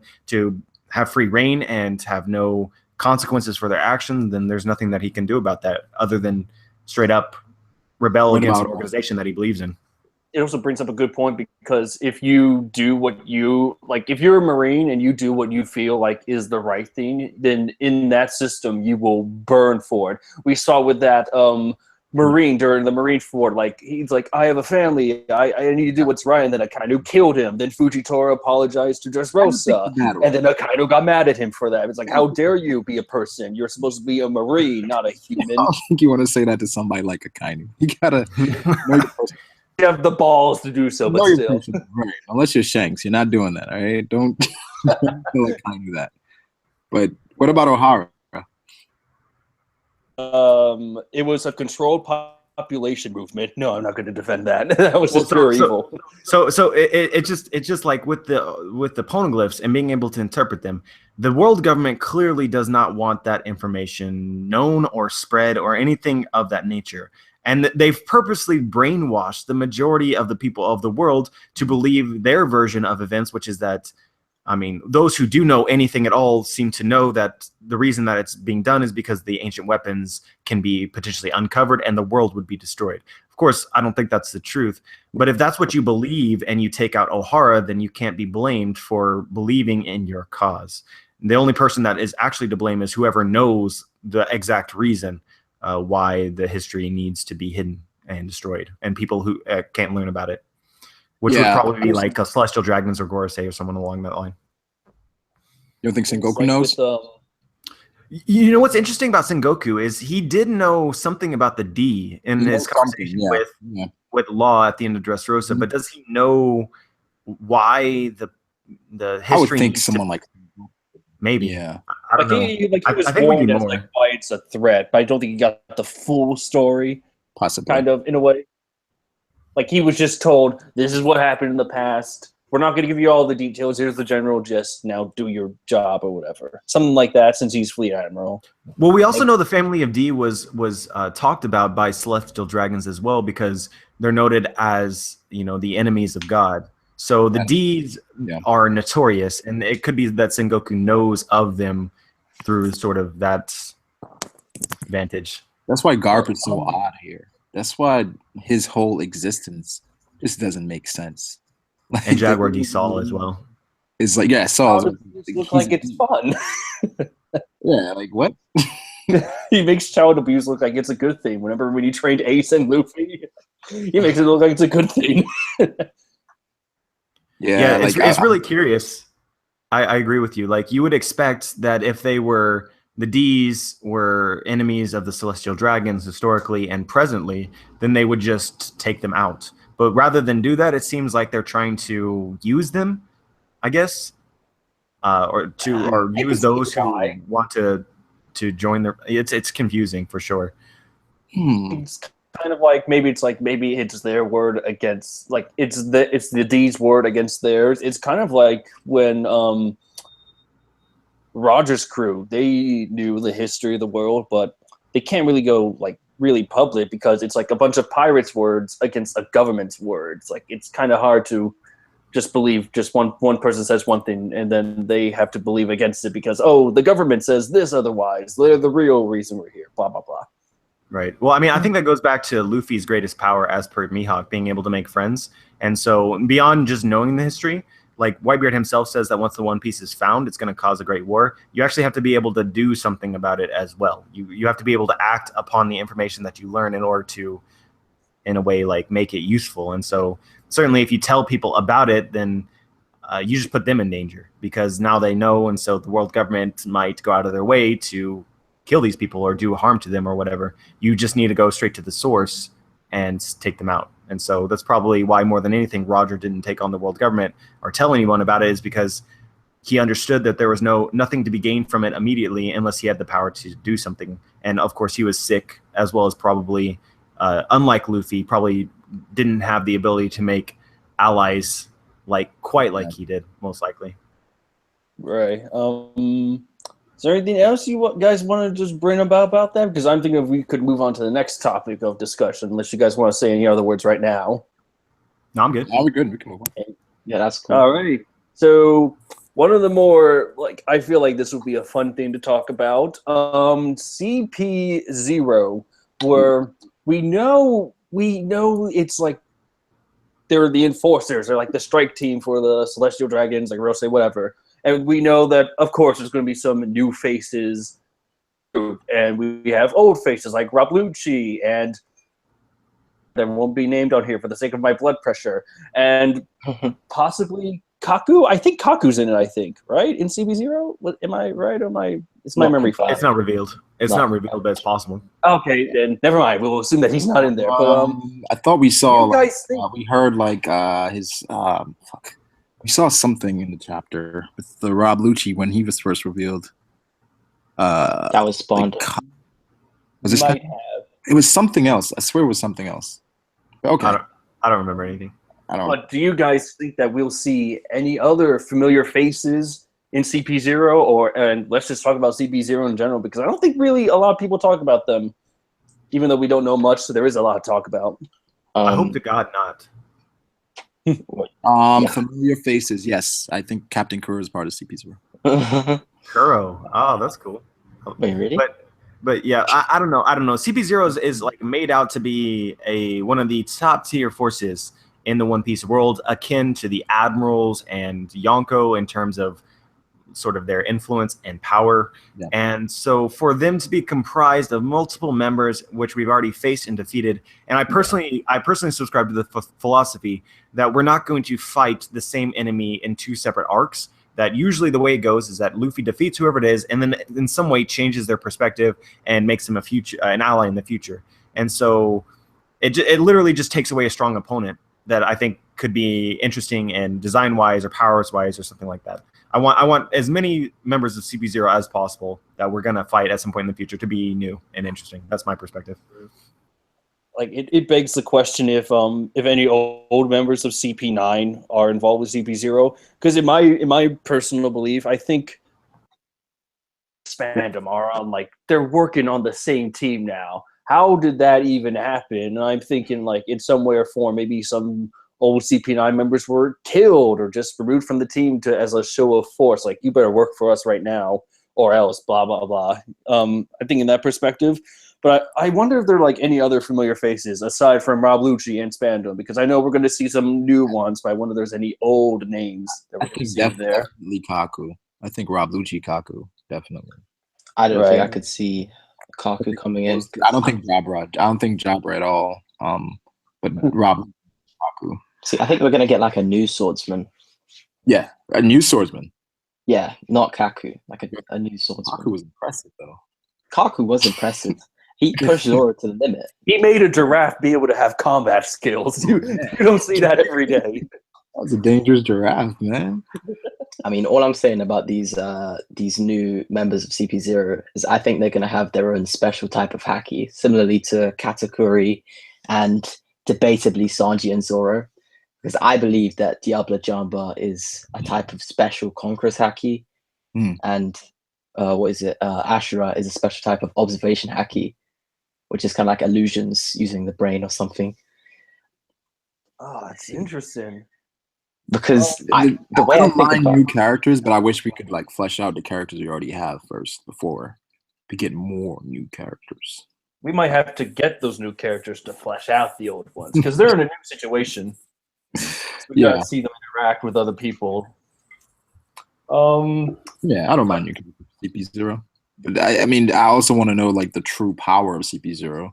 Like how it was like shown to us. It seems like Rob Lucci has significant pull in CP0, and it's like if he's like one of the higher ups, and sure, but he's a good figure. How powerful is everybody else? Because Rob Lucci should be right around Luffy's level. Because of his like his accomplishments, because he's been in CP9 ever since like as a kid. Right. So maybe it's like his accomplishments that allowed him to get such like a leverage, as we've seen in One Piece Film Gold. Like he's able to talk to a kind of like he's like a lapdog or whatever and live. That was weird. That was weird. Fan service right there, but whatever, it happened. One thing that I find really interesting is like the cover stories in One Piece.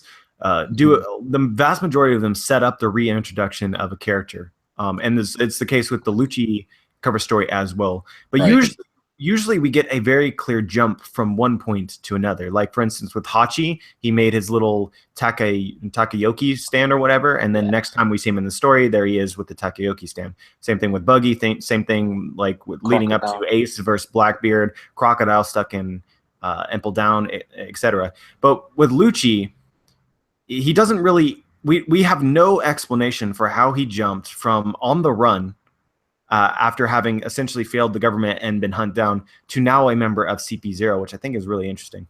Yeah, that's like the whole conspiracy. Like, did someone on their team die in order to just be like, you're joining us because you have valuable skills that we can use? Like, he's not the strongest member of CP0, but he has such accomplishments that he's a respected member of that team. Whereas Spandam, theorize away, guys. This makes a lot of sense for Rob Lucci to join. I mean, he has so much potential. You can't you don't kill someone like that. I mean, maybe you want to behind that. I mean, it could be a situation like Doflamingo where literally they were unable to kill him, and therefore were sort of forced into making him a part of their organization in some way. Yeah, I was literally just about to say something similar. Like, because Lucci was Lucci was injured while Kaku and all of those guys were training the children on that island to become future CP9 members. What if one of the CP0 members found them and Lucci killed him, therefore leading to be like a connection there? That would be really cool. I honestly, if that's how you get indoctrinated into CP0, assuming somebody doesn't die of old age, would be fucking fantastic. Do you say you have to kill a previous CP0 member? Or no, if you do, then you get to take their place, essentially. Yeah. Right. But that's cool. See, but Lucci is the thing is with that, right? Like, what if some lowly CP0 member takes out like a high prospect? that's risky if you have like a pool, but I guess. I don't know. I mean, obviously, it would need to be fleshed out in certain ways, but like obviously, if you have like a pirate that takes out a CP0 member, then it's very unlikely that pirate would become a member of the government. But it could be that the way CP0 is actually structured is you do have recruits and every now and again they're allowed, or they're sort of given this ideology of try and kill the higher up members, and then you get to take their place, which would make the group itself a lot stronger, having to constantly stay on their toes from even themselves. And Lucci sort of just walked into that situation without even realizing it. All right. That'd be kind of dope. One of the thoughts that I've been constantly thinking about whenever I try to make any material related to CP0 is that leader of CP0 is like the right hand man to the Celestial Dragons, like their top enforcer, kind of like how is like the right hand man to the Emperor. I wonder if that's like the same thing for CP0, because you gotta have some kind of enforcer. So maybe their best agent, whether it's a man or woman, like that's the leader of CP0, and he or she just directs the group to their mission. Like, what do you guys think about that? Do you think there's like a leader of CP0 that's like really close to the Celestial Dragons and the Gorosei? What do you guys think? I would say that all of them have like qualities of being a leader. Yeah, I don't know.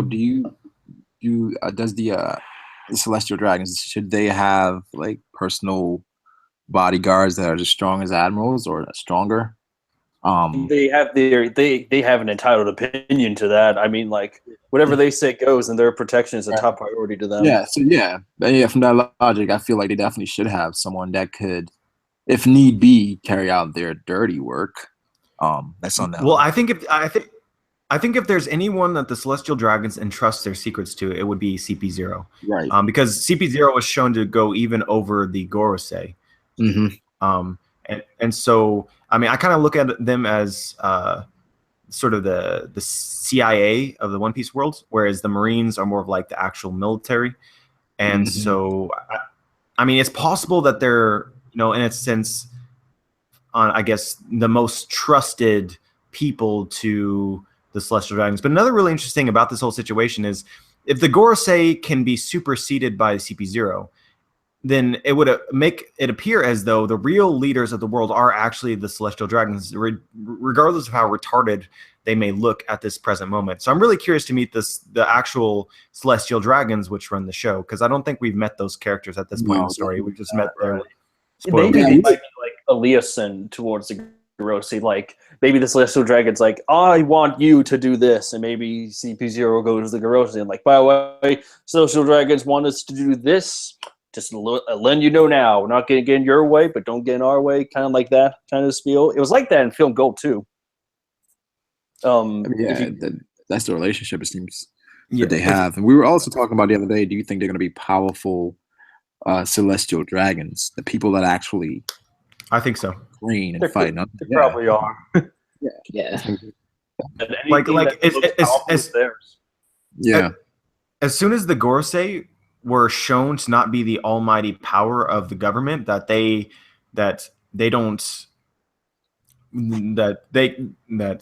their judgment isn't final, then it kind of gives the impression that they aren't almighty, like a lot of people originally thought that they were.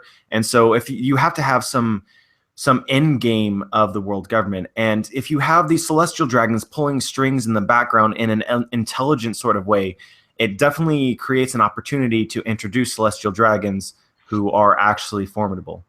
Right. Yeah, like actually active. Because that's the most dangerous thing, a celestial dragon that has an agenda and not being a royal lifestyle. Yeah. Right. I mean, do you guys think we're going to meet this type of celestial dragon at the Reverie? Like the head of the Reverie table? May get that.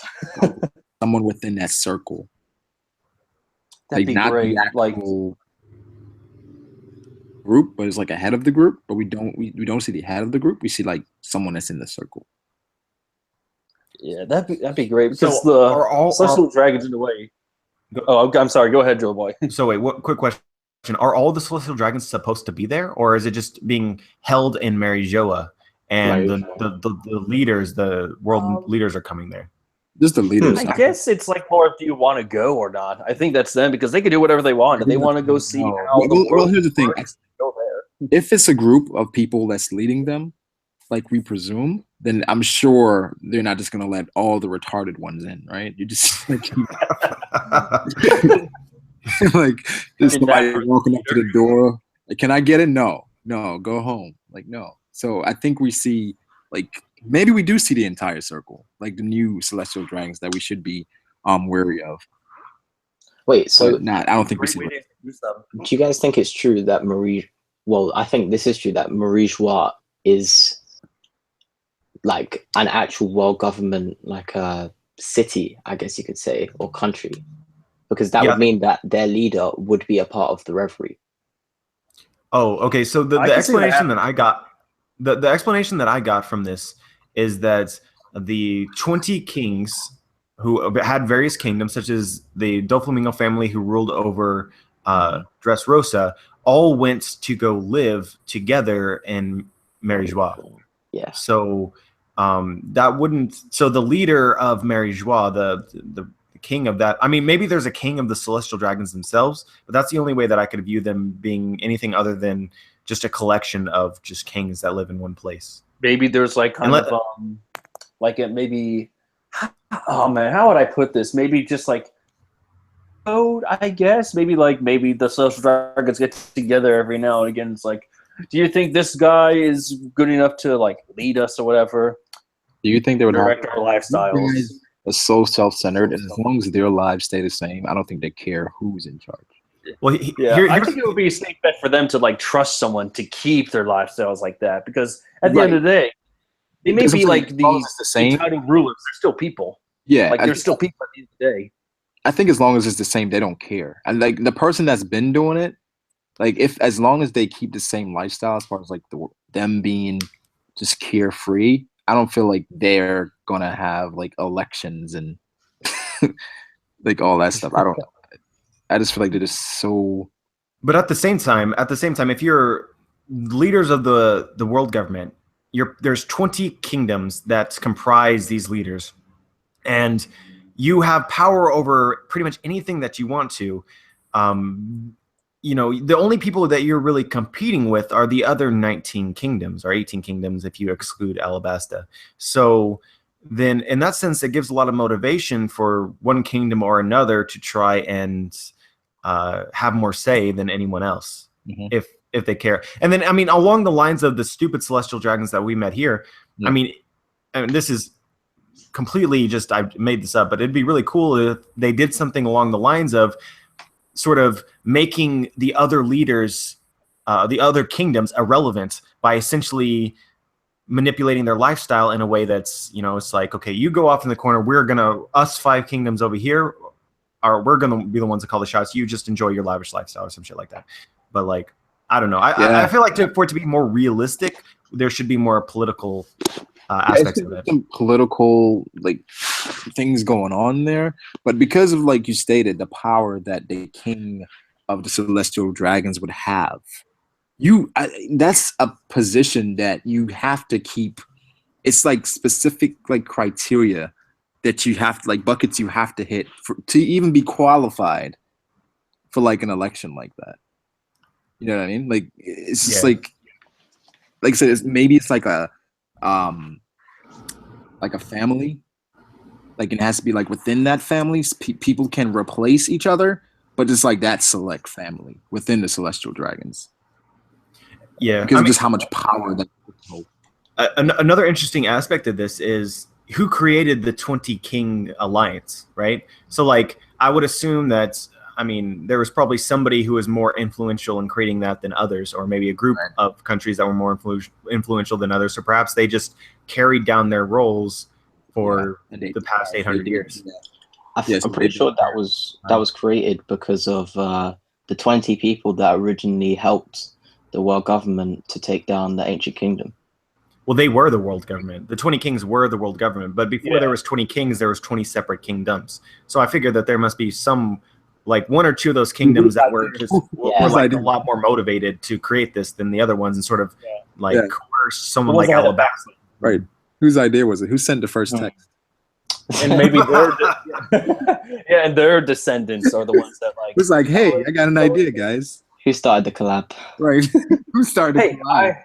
Hey guys, just hear me out. What if we just caused a giant genocide? Just unheard of. Worse, it sounds worse than really. We'll rule the world. How does that sound, guys? Can we get like votes in the hat? Just pass the hat around. Can we dial this back just a half step? Says the one guy that was shot at the meeting.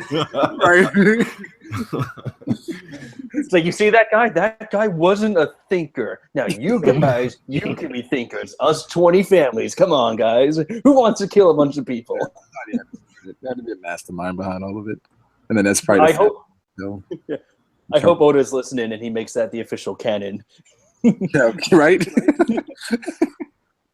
That's how and all of our names are secretly the names of like the family.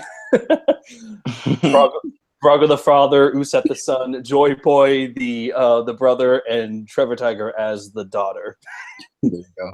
That's perfect. I like it. To make it happen. Wait, someone mentioned Judge managing to change Sanji's bounty status. What's up? Sanji's bounty. I'm sorry, I didn't hear you. What'd you say? Judge managing to change Sanji's bounty status. Oh yeah, because he's kind of a king in his own way. Well, Honestly, got connected to Vegapunk. I'm guessing that's supposed why. to be doing Reverie. I see it as when Sanji, if Sanji breaks free this arc, and Judge is like, really? After all this, he still winds up doing that. He may just increase the bounty. The word alive. Sanji's bounty. Well, Yeah. well, after this whole arc and Big News releases his whole this whole thing, all the bounties get increased. the bounties are going to get increased regardless, but also Judge, they shouldn't still have their power, no? Well, the thing is, well, did they get married? Yes, I'm pretty sure They did, right? They did. I mean, officially, but it's like it's not official. God damn it, it's hard to explain because it's like it's hard to explain when something's official when everyone's trying to kill each other. They still have that pull because they essentially said that they would lose their right to be there by allying with Big Mom. So after all of in a this, way, even before then, they were still a royal power. In a way, even before them, I mean, yeah, but for some reason, they didn't announce. Wait, did they announce to like people that we're going to be teamed up with Big Mom, or was that under wraps? I don't think they announced it. No, I don't think they announced that. But I believe Judge said that after this, they're giving up their spot at the Reverie. Oh, that's right. Ally with Big Mom. So after Big News releases all of his big news, Vinsmoke married into Big Mom's family, worst generation. Yeah. Like I think I made a point of it on the last stream where it's like Sanji's bounty is going to increase probably the most out of this arc because of the personal connection to Judge. Everyone's going to get a little increase of the bounty. I want Choppers to increase by maybe $1 at most. It's $1. And had the lowest bounty of all. Yeah, hopefully Sanji overtakes Usopp again. I would like that. Hey, don't slander the god, dude. Definitely. Are we talking about the fan poll? What's up? Are we talking about the fan poll, the popularity poll? No, we're talking about the bounties after the Hokage Island. Because I think once it's revealed, Go ahead. Once it's revealed, Sanji, we don't want Sanji to overtake God. That's the general gist. How these Usopp fanboys. I mean, has it even been confirmed that Pudding is the daughter? I mean, she has a mind manipulation power. So we don't even know if she really is a daughter. You think she altered Big Mom? I mean, a lot of people think that, but we don't know what she altered. That's the thing. She could be a daughter that just altered her memory. She is a Twilight Zone episode incarnate at this point. Pudding has a crazy power that's like... It's insane. It's like on the same level as Big Mom's because when you think about it, Big Mom's devil fruit is like a devil fruit to counteract the weakness of a devil fruit, like the spiritual, like the whole spirit is able to overcome a devil fruit. Oh, really? Let's have a devil fruit that can take on the spirit, pretty much. Like both of and then you have a memory power. They're both insane. You know, I did a video recently about devil fruits, and I was trying to classify them, and I found something that I thought was like kind of cool and interesting just to think about, which is that you have certain devil fruits, so paramecia type devil fruits. On one hand, they can affect the user's body. On the other hand, you can create some sort of substance. On the other hand, they can manipulate some kind of substance, and this is usually derived in some way of like being able to control gravity or earthquakes or something along that lines. But there's certain devil fruits which don't really fit, such as Big Mom's devil fruit. And actually, when you look at these devil fruits, a lot of them fit into the category of sort of human related devil fruit. So Big Mom's has the ability to remove and manipulate soul, which is a huge component of what makes beings alive. And so the counterpart to this is the Moria's fruit, which is the shadow fruit. So body is composed of soul, shadow, and then the body itself, which would be Trafalgar's Law's power, which is he's able to sort of manipulate bodies, and then he uses this sort of in a surgical way. And also has the ability to grant immortality as well, which is really interesting. But then there's other fruits that are kind of similar to this as well, which is like Bonnie's age devil fruit. So like she can, like this is again just a human related devil fruit where she can control the ages of herself and other people. And another one that is along the same line is Pudding's memory related devil fruit. And honestly, these seem like the most powerful paramecia type devil fruits in my eyes, or at least they have the potential to be the most useful in my eyes. Like they put like for Law's Opi Opi no Mi, they had a 5 billion cost on it. Like I feel like a lot of these would have very similar values. It's even scary to think about them being awakened devil fruits. Like, jeez. I think like Puddin awakens herself. She can erase the memories of buildings now. Yeah, I was thinking Pudding's awakened form, she can read the minds of dead people. That'd be interesting. She finally she goes to sleep one night, and then like her devil fruit awakens in the middle of her sleep, and then Goldie Roger's ghost comes up. It's like, have you found the treasure yet? I mean, you never know. I sure hope he doesn't do that. That feels extra broken. Hopefully that would never happen. Hopefully Like, Pudding continues to cry from this day forth until the end of the story. Because remember, she is still crying in Sanji's arms and hasn't done anything for the past 2 chapters. What do you guys think about Pudding for Nakama? oh God, no! Please, No, in my book, never. Pudding and Caesar, let's go. God. Do it. Hey, We had this talk, dude. We had this talk. completely unbiased here. Completely unbiased. I could give 2 shits. I do. On one hand, I do think that Pudding's power is not a power that I think is viable as a Straw Hat. No. But at the same time, before this arc, Luffy did say that if Sanji was going to get married, then I guess that they would get a new member of their crew in Pudding's wife. They would just take her along with her.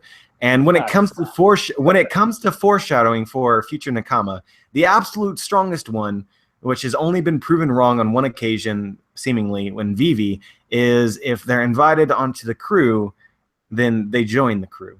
And so that seems like an invitation, or at least foreshadowing of an invitation to me, which I find to be incredibly interesting.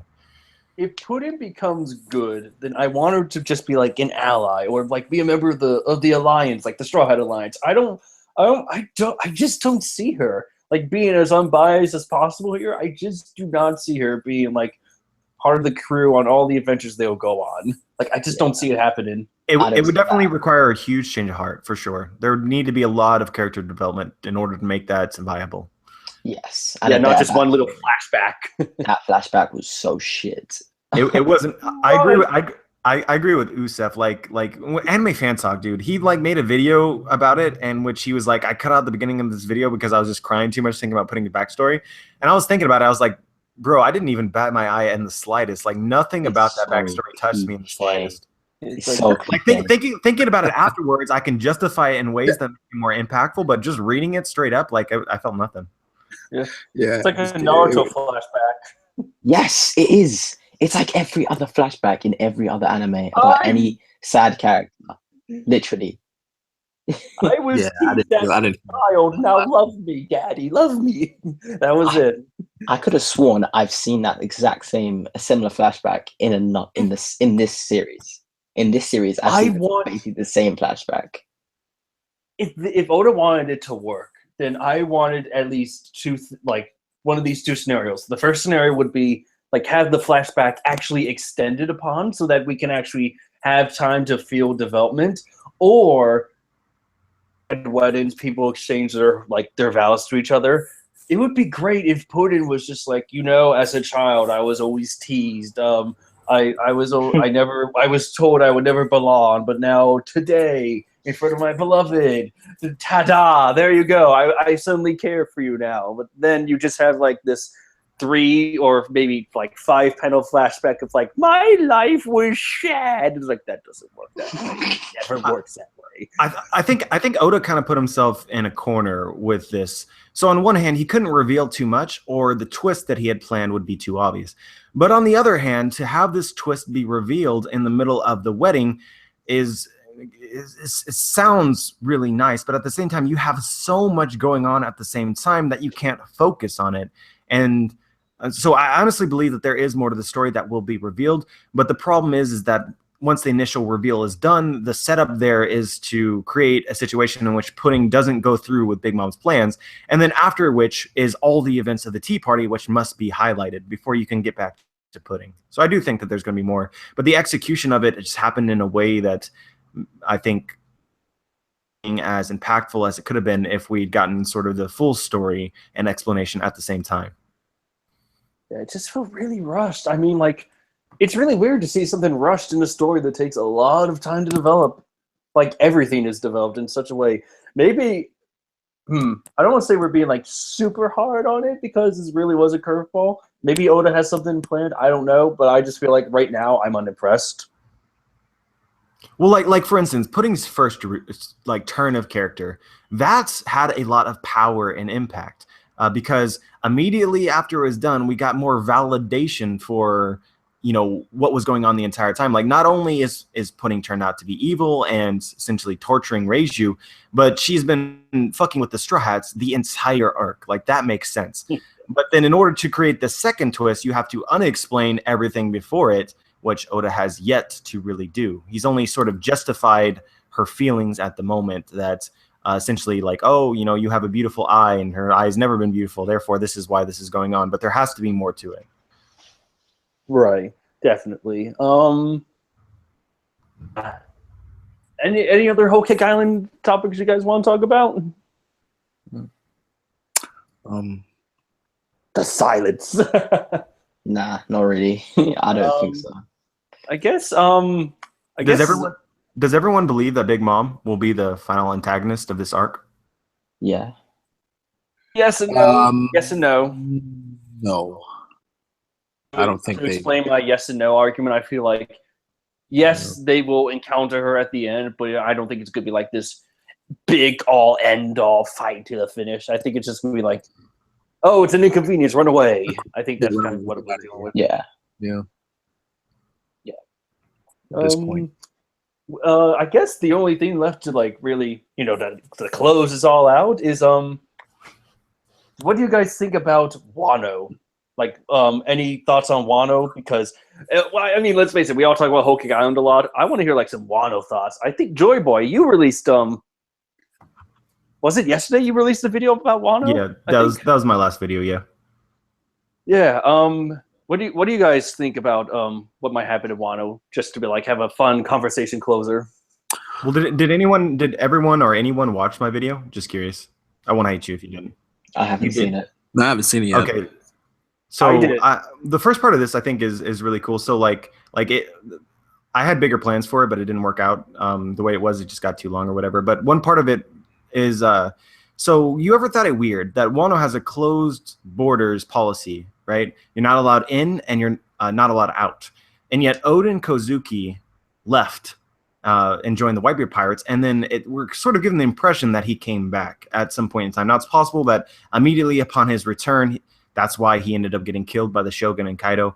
But I feel like that's kind of lackluster, especially since we're sort of given the impression that Oden raised Momonosuke and like created bonds with him, and Momonosuke being 8 years old raised on Wano kind of suggests that Oden has been there at least for the last 8 years. So how exactly was he able to come back if that's not supposed to be allowed? And so the theory that I discussed, I think it sort of adds perspective on what was going on, is that he actually joined the Whitebeard Pirates first before he went on Roger's crew. So essentially the Whitebeard Pirates are his nakama. And so we're sort of led to believe there's a ton of small clues that Whitebeard and Wano have some bit of history, from like Ace making a hat for oars that was a Wano hat, and kind of led to believe as well that this happened in Wano. And then Izo, that one of the 16 Division commanders, is actually from Wano. And when we see him drawn as a kid, it's even more clear than him as a adult.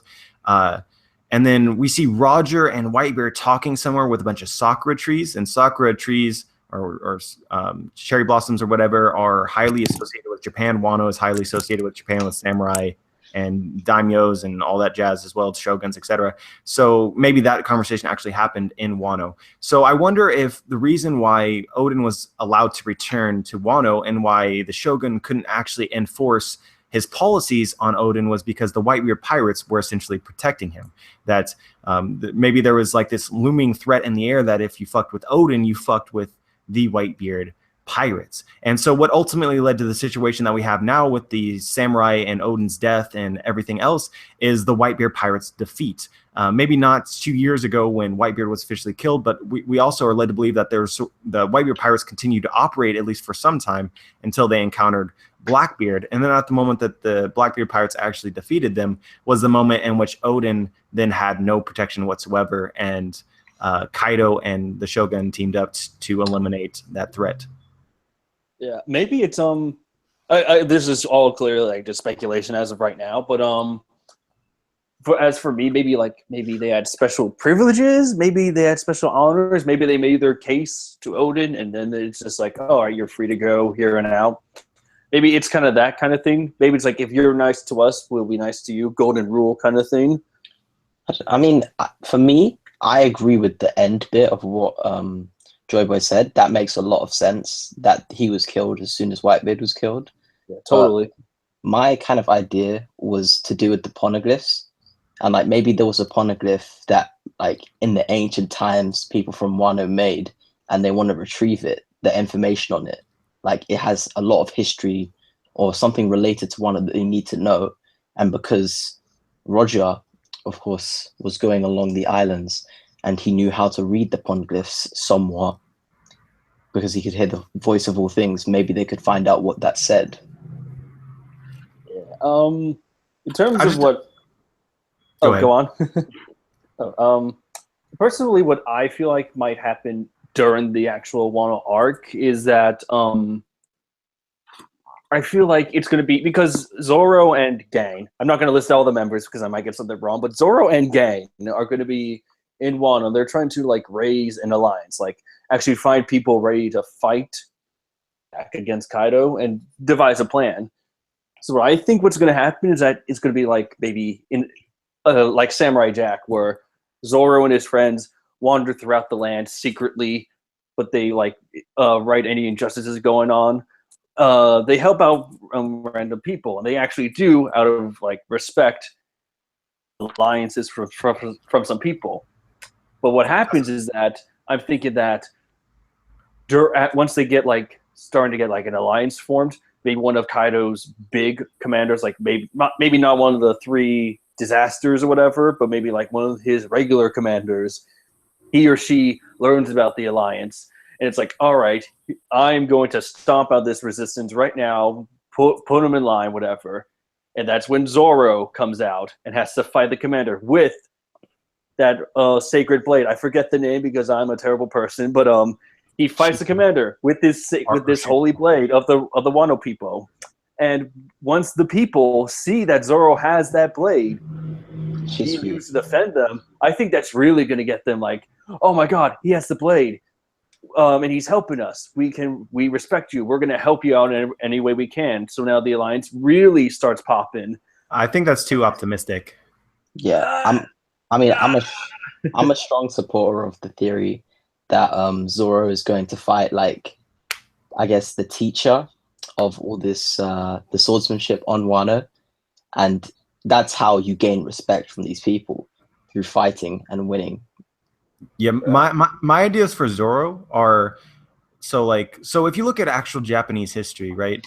There was a period in Japanese history in which the borders were closed for 200 years, and this period was part of called the Edo period. Another important aspect of the Edo period, a unique portion of it, is it implemented a very rigid and strict class system within Japan. So beforehand, it was possible for a peasant to become a samurai, or in general gain in notoriety and fame and status. But after this point in time, it wasn't possible. And long story short, it created a lot of conflict between the classes in Japan. And then also the people of Wano seem to be very proud. And you have the shogun here who has in some way employed the forces of Kaido to assist him in some way, or maybe Kaido forced himself upon them. It's hard to be certain at this point in time. But for certain, I don't believe that the people of Wano are going to be happy with Kaido's presence on their island. And so I kind of view how Zoro's going to actually earn Shusui, beyond just fighting strong opponents and seeming as though he's worthy of it. I think it'll also involve them taking care of the current problem in Wano, which is the Shogun and Kaido, which I don't think that the majority of the people there are going to be happy with the events going on there. Going back to the Shogun, as far as actual Japanese history, the family that ruled during the Edo period, you know, they did a lot of things that would be deserving of the ire of the people of Japan. And like one thing that I heard a long time ago in the past is people aren't sure if this is a pun or not, but Oden Kozuki was boiled alive according to the manga. And that's actually something that occurred in that time period in Japan.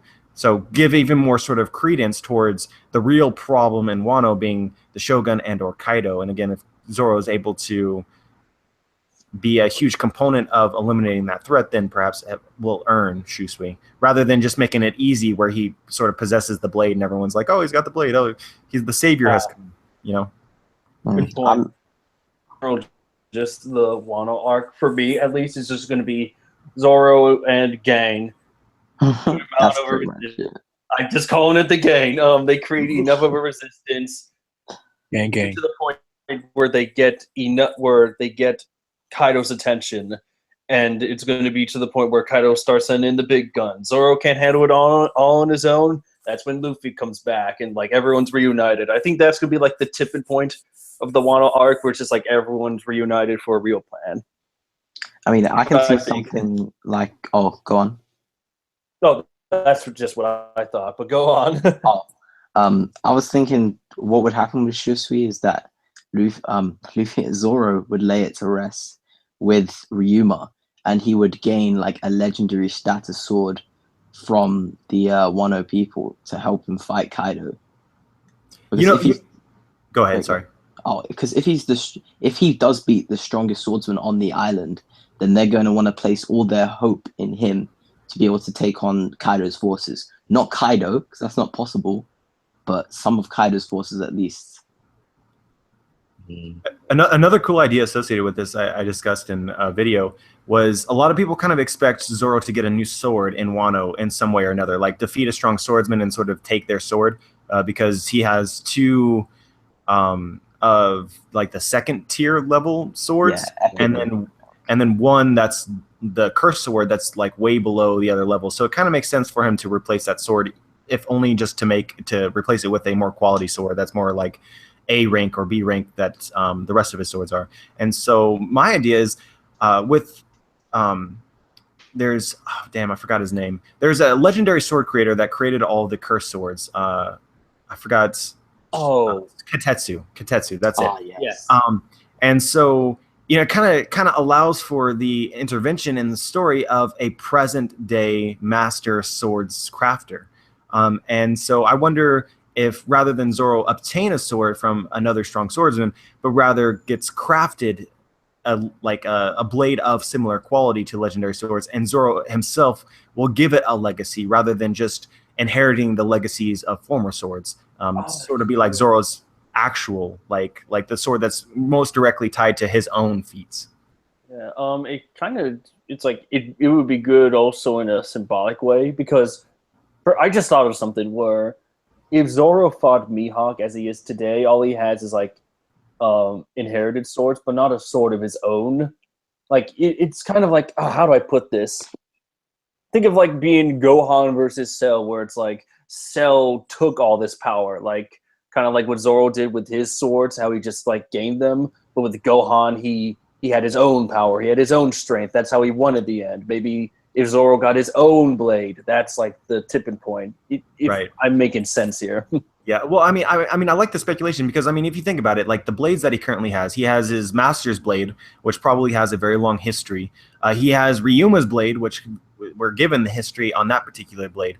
But like when it's all said and done and Zoro gets old and he dies and they look at these swords, are they going to think of them as Zoro's swords, or are they going to think of them as, these legendary swords that Zoro used? And so in that sense, I like the idea of Zoro having at least one sword that is just completely his own.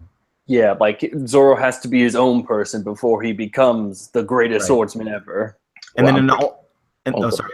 And No, then no. in an alternate universe in the future, which we may never get in One Piece, a random swordsman ends up finding the legendary blade of Zoro himself, rather than Shusui, which would be Ryuma's legendary blade that Zoro used. But go ahead, sorry. Yep. I would say that would be the Wado Ichimonji, his sword.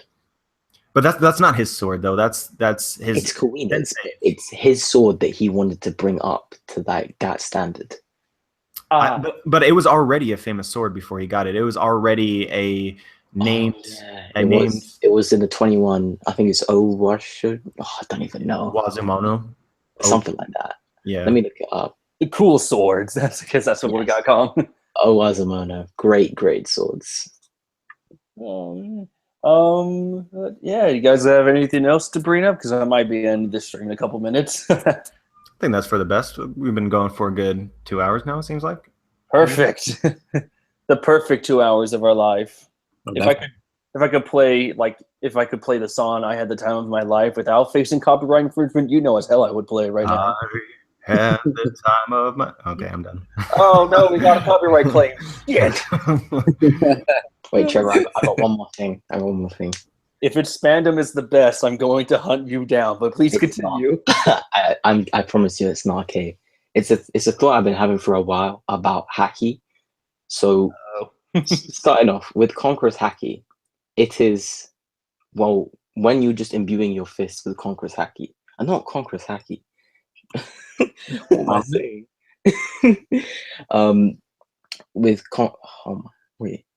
Armin? I'm having a brain fart. Thank you.